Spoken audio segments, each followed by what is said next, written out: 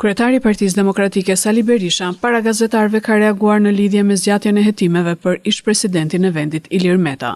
Meta po mbahet në burg pa prova dhe ky është një akt politik, tha Berisha. Vendimi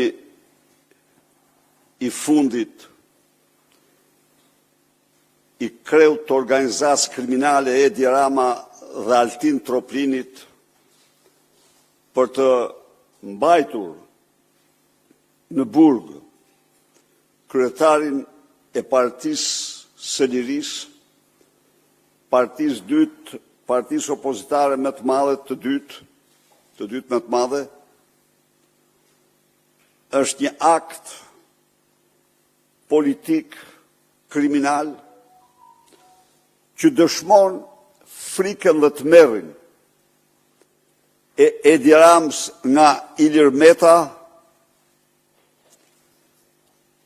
që dëshmon papajtueshmërinë e tij,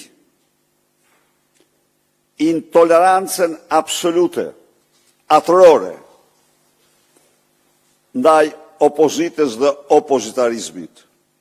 Kryetari i Partisë Demokratike Berisha vazhdoi në deklaratën për shtyp me denoncimin për manipulimin e zgjedhjeve të 11 maj 2025, ku gjatë ditës së votimit në Petrel, sipas tij, janë gjetur karta identiteti që përmbajnë të gjitha elementët e dokumentave personale, përfshirë fotografi dhe numra të hedhura në tokë. Gjithashtu Berisha akuzoi qeverinë se ka mbledhur kartat e identitetit të pensionistëve për t'i penguar të votojnë. Ai e cilëson procesin zgjedhor si një farsë të shëmtuar elektorale. Narkobanditi, punojësi i shtetit,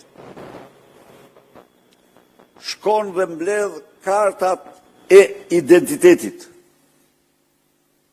të qytetarëve në pretekstin se do u jap pension, do u disbursoj pensionin, dhe kartat ja u mban duke ditur bindjen e tyre politike që ata të mos votojnë.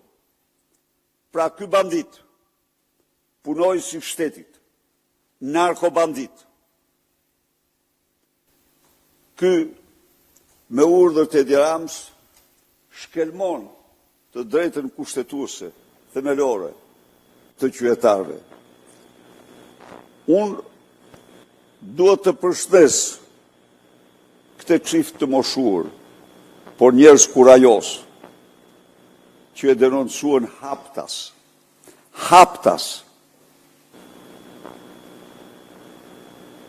Këtë akt të përsëritur në mira raste. Ju është bërë tashmë e njohur se një nga detyrat më kryesore të punojësve të administratës është mbledhja e kartave të identitetit